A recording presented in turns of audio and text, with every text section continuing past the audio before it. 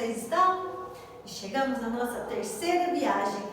Viajando com o Paulo é tão bom, né? Que gostoso. Mas antes de começar, vamos orar, agradecendo a Deus pela semana que Ele nos deu, agradecendo a Deus pelo privilégio de poder estar mais uma vez na presença de Jesus. Vamos lá? Pai querido, Senhor Deus maravilhoso, nós te louvamos, ó Pai, te agradecemos imensamente pelo seu amor, Pai, pelo cuidado que o Senhor teve com cada um de nós durante toda a semana. Senhor, muito obrigado pela chuva, Senhor, estava fazendo muita falta, Deus, nós te agradecemos, ó Pai, pela chuva, Pai. Sabemos que está frio, ó Pai, mas te agradecemos, Senhor, porque nós temos, ó Pai, o nosso lar, o nosso cobertor, ó Pai querido, para nos aquecer, ó Pai. Mas também sabemos, ó Senhor, tem muitos, ó Deus, que não têm, ó Pai, que moram na rua, ó Pai. Mas que o Senhor possa dar condições, ó Deus, para que eles possam também, Senhor, ser aquecidos, ó Pai, neste tempo frio, ó Pai. Que muitos missionários, muitos anjos do Senhor, ó Pai, estejam, Senhor, cuidando dessas pessoas necessitadas, ó Pai. Que nós possamos ter um domingo alegre na Tua presença. É o que eu te peço e te agradeço no nome de Jesus. Amém. Então vamos para o nosso versículo de memorização. Vocês lembram qual é o versículo? Fica no livro de Marcos, no capítulo 16, no versículo 15. E diz assim: Ide por todo o mundo e pregai o evangelho a toda criatura. Ide por todo o mundo e pregai o evangelho a toda criatura.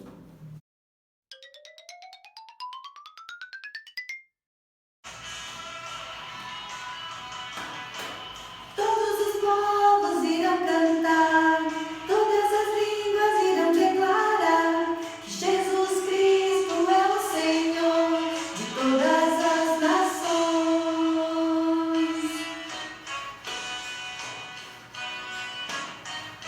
Jesus está salvando lá em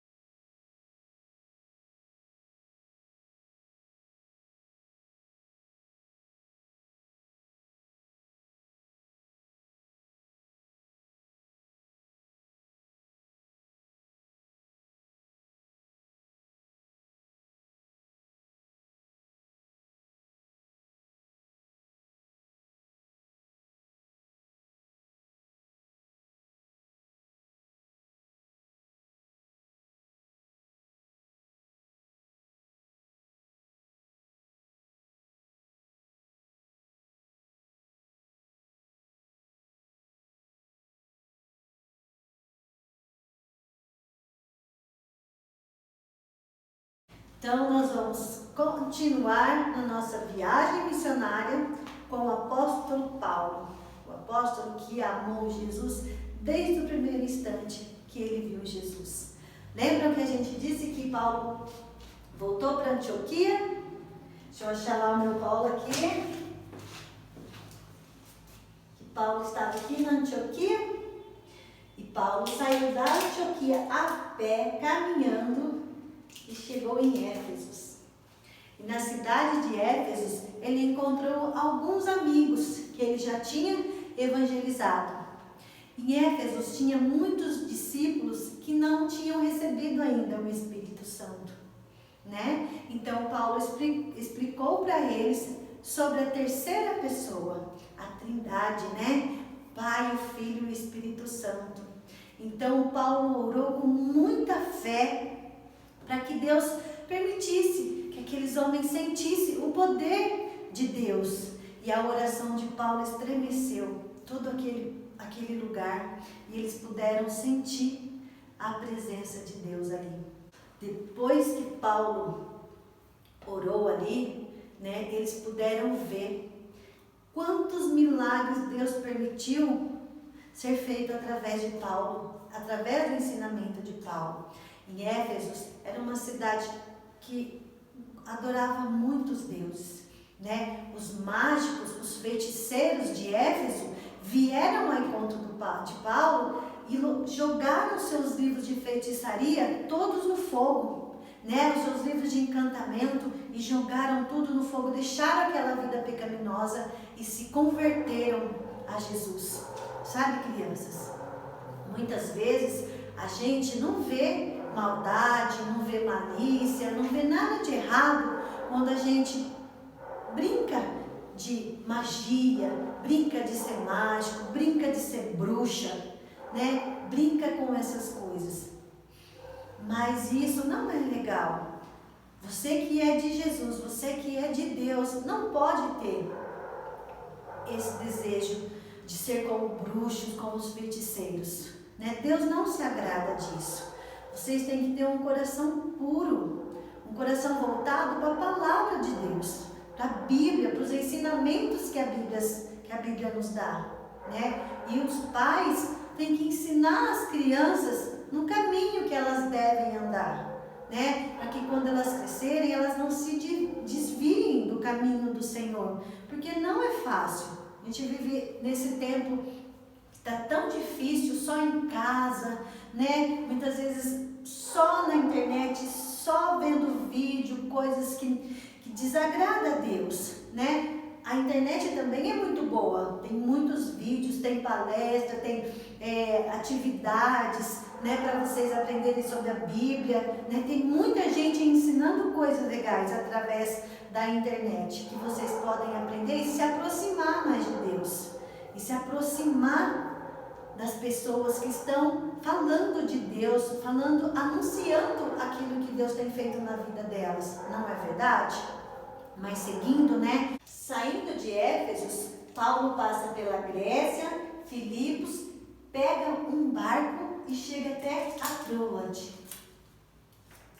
né? Chegando aqui em Troade, ele se reúne com os discípulos para a ceia do Senhor. Igual a gente faz aqui na igreja quando estamos, né, com o culto presente, né, com o pão, com o suco, né? E eles ficaram ali falando sobre Jesus. Paulo mais uma vez ensinou sobre Cristo. E o tempo foi passando, tinha muita gente ali. E onde Paulo estava era no andar acima da casa.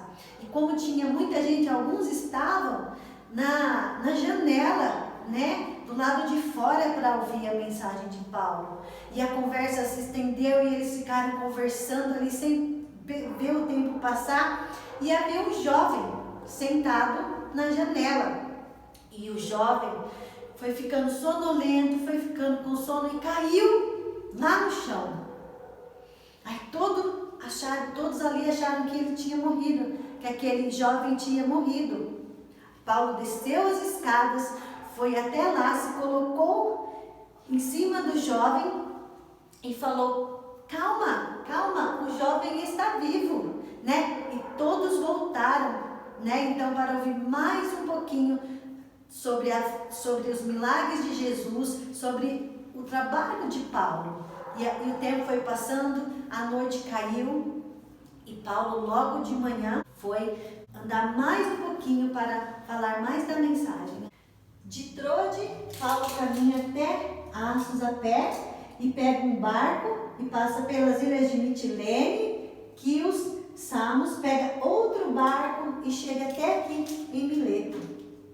Chegando em Mileto, Paulo chama os presbíteros para conversar e diz que eles precisam se converter, que eles precisam voltar para Deus, que eles precisam ouvir o que Cristo tem feito na vida daquelas pessoas, né? E ele diz ainda que, impelido pelo Espírito Santo, ele vai para Jerusalém, mas ele não sabe o que espera ele em Jerusalém e por as cidades que ele vai passar. Mas ele decide ir, mesmo sendo advertido pelas pessoas que estavam com ele, para não ir, para que ficasse ali. Paulo seguiu a sua viagem.